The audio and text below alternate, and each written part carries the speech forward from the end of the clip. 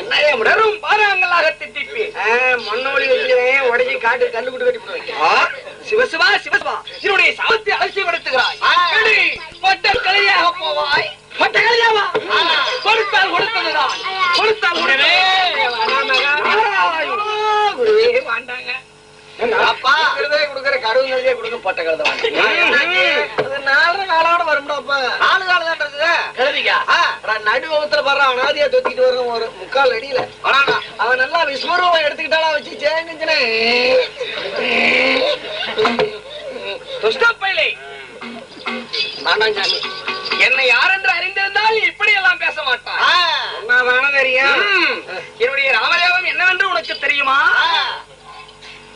சொல்கிறேன் வா. தெரியல.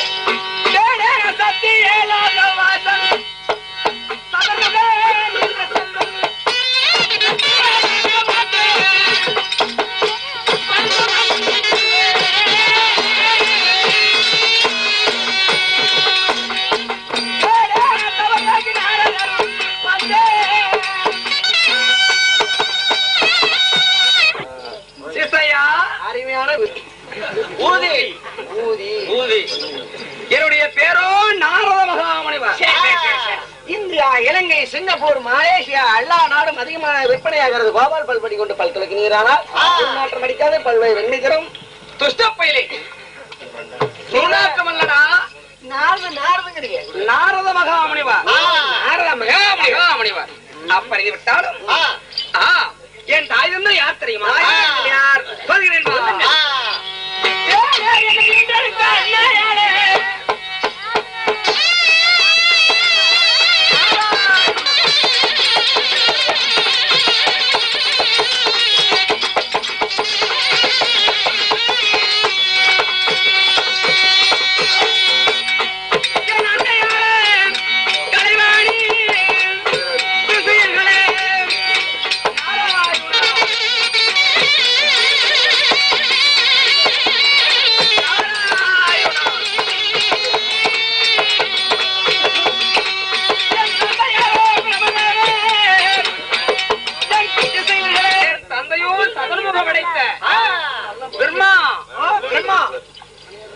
என் தாயோ வாணி என்று சொல்லக்கூடிய கலைவாணி. சுருக்கமாக சொன்னார் தட்டுவாணியின் மகன் நான். ஊரா தெரியுது தட்டுவாணி பெற்றது அப்படிங்கிறாங்களா? அதான் அப்படி அல்லடா. வாணி என்றால் கலைவாணி. தட்டு என்றால் தாமரை தட்டு. தாமரை தட்டிலே அமர்ந்திருக்கும் கலைவாணியின் மகன் நான். அப்படியா? என்ன சந்தேகம்? எனக்கு ஒரு சந்தேகங்க. என்ன சந்தேகம்? பெம்மா தாயோ கல்விக்கரசி கலைவாணி. இவருடைய நாட்டியத்தை பார்த்துக் கொண்டிருந்து விட்டேன். அங்கே கதிரவன் உதயமாகிவிட்டான். என் தந்தை பாதபூசை செய்வதற்கு நேரமாகிவிட்டது. தந்தை கோவிப்பாரே என்று குற்றமற்ற நெஞ்சி நான் தயங்கி தயங்கி இங்கே வந்தேன். என் தந்தை அமர்ந்திருந்தால் பஞ்சானியில் அப்பொழுது ஏன் இவ்வளவு நேரம்? அப்படி என்று என் தந்தை கேட்டார். என்ன சொல்வது? எங்கே உண்மையை சொன்னால் சாபம் வந்து விடுவோம் என்று ஒரு பொய் பேசினேன். ஒரு பொய் தானே? 1000 பொய் பேசலாம். அதனால என்ன? நான் என்ன பொய் பேசினேன்? தினந்தோறும் மலரளித்தேன் அல்லவா அந்த வனத்திலே. அதனால் இன்று மலர் மொக்காகவே இருந்தது. உதயமான பிறகு மலரானது அதை பறித்து வந்தேன் என்று. என் தந்தைக்கு ஞானக்கண் உண்டு. ஞானக்கண்ணு எனக்கு ஞானம் என்றால் என்ன? என்ன கண்ணை மூடி என்ன நடந்தது, நாளை என்ன நடக்க போகிறது என்று கண்ணை மூடி யோசித்தால் ஞானத்திலே தெரியும். ஞானக்கண்ணை ஞானத்தால் யோசித்து சிறுவன் நர மானிடன் போலல்லவா நம்மிடத்திலே பொய் பேசுகிறார். இன்று முதல் நீ திறந்தோர் ஒரு பொய் பேச வேண்டும். ஒரு கலகங்கள் செய்ய வேண்டும். இல்லையே உன் சிறுமாயிரம் சொக்காக வெடிக்கும். உன் முதுக மூட்டை சமக்கும். உன் வயிறு தாலி போல் உப்பும். உன் கால் தூள் போல் வீங்கும். சாபம்.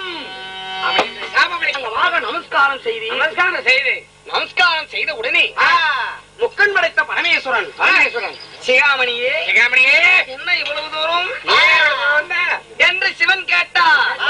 அதற்கு என் தன்னை கொடுத்த சாபத்தை எடுத்து செய்தி. ஐயோ, என் தந்தை தினம் ஒரு பொய் பேச வேண்டும், தினம் ஒரு கலகங்கள் செய்ய வேண்டும், இல்லை என்றால் உன் சிரம் 1000 சொக்காக வெடிக்கும் என்று சாபம் அளித்திருக்கிறார். ஐயோ தாத்தா, நான் தினம் ஒரு கலகம் எங்கே போய் தேடுவேன்? அப்படி என்று ஆஹா, பயப்படாதே, என் கழுத்திலே இருக்கும் இந்த சிவமாலையை எடுத்து உன்னிடத்திலே தருகிறேன்.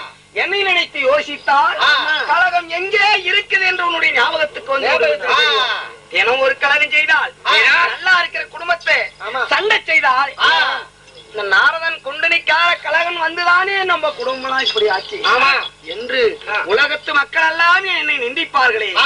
அப்படி என்று உன் தாத்தாவாகி பால் கடலிலே பள்ளி கொண்டிருக்கும் பரந்தாமனை போய் பாரு. தாத்தாவை போய் பார்த்தேன், கண்ணனை சாஸ்திராங்கமாக நமஸ்காரம் செய்தேன். தாத்தாவிடத்திலே விவரத்தை சொன்னேன். பயப்படாத நாரதா, நாராயணா நாராயணா என்று என்னுடைய ஞாபகத்தையே சொல்லிக் கொண்டிருந்தால் இந்த நாரதனின் கலகம் நன்மையிலே வந்து முடியும். அப்படி என்று சொன்னார். அன்று முதல் இன்று வரை எத்தனையோ கலகங்கள், ஏராளமான கலகங்கள் என் தாத்தா குடும்பத்திலேயே கலகம் செய்தேன். முருகனை மொட்டை அடித்து கழுத்திலே கொட்டையை கட்டி பழனி மலையிலே அமர வைத்திருக்கிறேன். எத்தனையோ என்னுடைய திருவிளையாடுகள் அப்படியா இருந்தாலும் என்னுடைய ஞாபகத்துக்கும் வரமாட்டேங்குது. ஐயோ, என் சிரமோ 1000 சொக்காக வெடித்து விடும் போல இருக்கிறது. ஐயோ, என் கால் போல் காலெல்லாம் தூள் போல் நீங்குகிறது. என் மயிரத்து உப்புதுரா. உனக்கு ஒரு சின்ன சப்போர்ட் பண்றேன். கலகம் தானே வேணும். கலகம் இருந்தா கால் வீங்காலும் ஒரு உப்பாது. ஆமா ஆமா, கலகம் நான் தயார் பண்றேன். நீ எனக்கு நீதான் இன்றைக்கு பகவான். சீக்கிரம் காட்டுப்பா. பொறுமையா தான் காட்ட முடியும். ஐயோ, சீக்கிரம் காட்ட வா.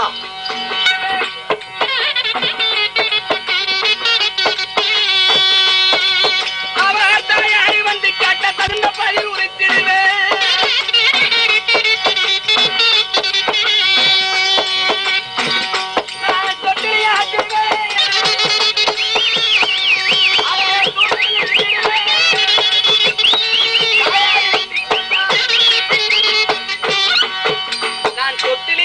சாவக்கூடாது, ஆனால் அந்த தடியும் முடியக்கூடாது.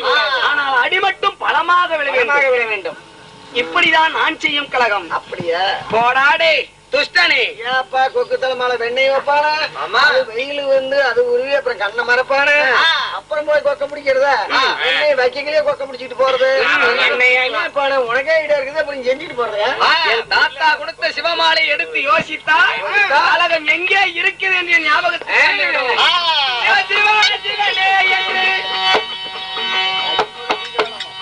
தாத்தா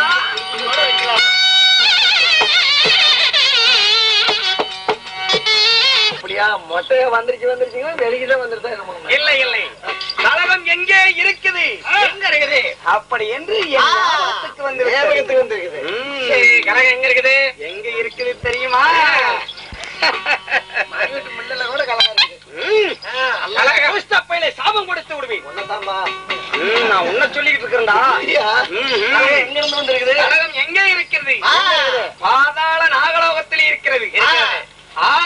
பாதாள உலகம், பாதாள அரக்கன் என்று ஒருவன் சரியான மம்மதை கொண்டு தேவர்களையே சிறப்பிடிக்க போகிறேன் என்று எத்தனித்திருக்கிறான். அப்படியா? சண்டாளனை பார்க்க வேண்டும், அதுக்கு பிறகு என்னுடைய வேலையை பார்.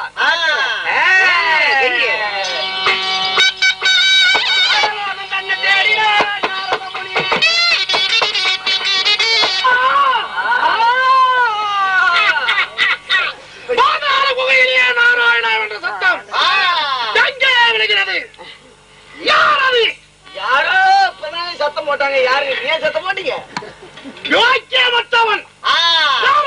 வேண்டும்.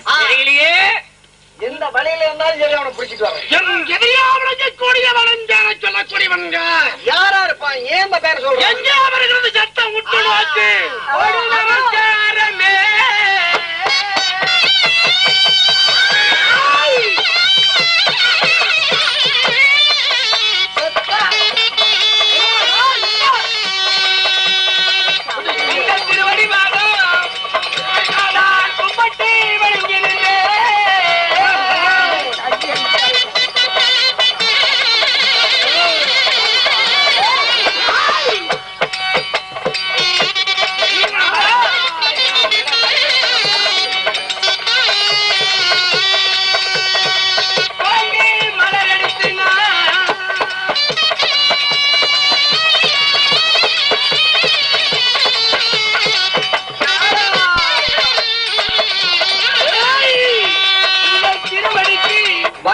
பக்தியோடு பலவிதமான மலரெடுத்து உங்கள் வாதத்தையே சாஷ்டாங்கமாக யாருக்கடா மலரு பூவு புத்தமெல்லாம் யாருக்கு இங்க மலர் எடுத்து வந்து படுகின்றான் முட்டாள். என் பாதத்துக்கு எதை வைத்து படுக வேண்டும்? என்னங்க கண்ணு 2 பாட்டலு, சாராயம் 2 பாட்டலு, அங்கு 2 பாட்டலு, இதையெல்லாம் வைத்து என் பாதத்திலே பணிந்திருந்தோம். சுகத்தோடு வாழ்வா என்று ஆசீர்வதிப்பேன். மரியாதவன் அதெல்லாம் வைக்காமல் இதை வைத்து பணிந்து விட்டேன். என்ன தாரணி? என்னுடைய பேரோ நாரத மகாமுனிவர். நாரதனா?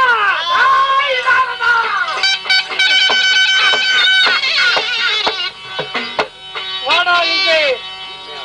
கும்பிடுகிறேன், இந்த திரு புகழத்தை ஒரு நொடிக்குள் சுத்தக்கூடிய நாரதனா? உண்மை உண்மை. யோக்கியமற்ற நாரதனே, நீ எப்படிப்பட்டவன் என்று தெரியுமா?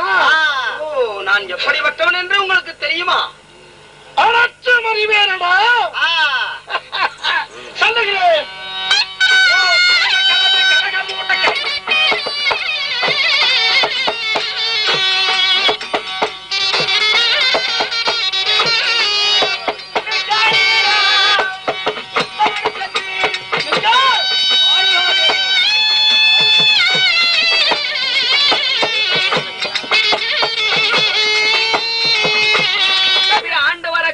பாதாள அரக்கனே, அஞ்சாத நெஞ்ச படைத்தவர்கள் யாருக்குமே அஞ்சாதவர்கள். இறக்கும் தெய்வ தாட்சணை எதுவுமே எங்களுக்கு இல்லை. இருந்தாலும் இப்பொழுது தேவர்களை போய் சிறைபிடித்தால் சூழ்ச்சியால உங்களை மடித்து விடுவார். தேவர்களா?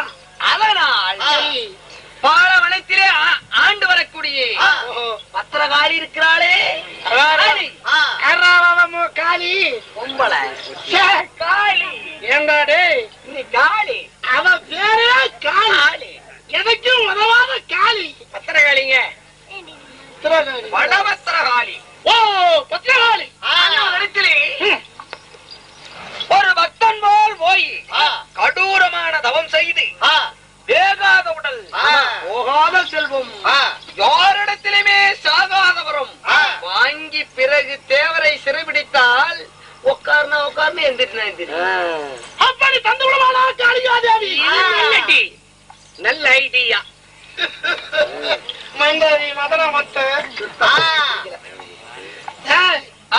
காளியாதேவிடத்திலே சென்று கண்களை மூடி கரங்களை நீட்டி கடூரமான தவம் செய்ய வேண்டும். செய்தால் உடனே தங்களிடத்திலே வந்து பிரச்சண்டமாகி வரம் கொடுப்பாள். கண்டிப்பா அம்மா பிரசிடண்ட் ஆகுவா. ஆமா, பிரசிடண்டமாக வந்து காட்சி வாஸ்தவம். அப்படி வரங்களை பெற்றுவிட்டால் தேவரை சிறமடிப்பதற்கு சுலபம். பிரம்மா விஷ்ணு சிவன் நல்லா என்றால் வர வேண்டும். போடா போடா. அடுத்தது படியளக்க வேண்டிய ஈசனே நீங்கதான். படியளப்பதும் நானே. பிண்டம் பிடிக்கக்கூடிய தொழில் எங்க தந்தை செய்கிறார், அது நீங்களே தான். பிண்டம் பிடிக்கக்கூடிய வேலையும் நானே. அமராவதி பொன்னுலோகத்தை ஆண்டு வரக்கூடிய இந்திரன் அமராவதிக்கு தலைவர், சொர்க்கலோகத்துக்கு தலைவன், துஷ்டர்களை துஷ்ட பரிமாணம் செய்யக்கூடிய அந்த கண்ணனும் நானே. நேரமாகிறது, சீக்கிரம் சென்று நல்லா யோசனை செஞ்ச நாரதருக்கு ஏதாவது கொடுத்து அனுப்பலாமா? நம்ம பாட்டல் ஒன்று சொல்லலாமா? எடுத்து வாடா சாடியோட.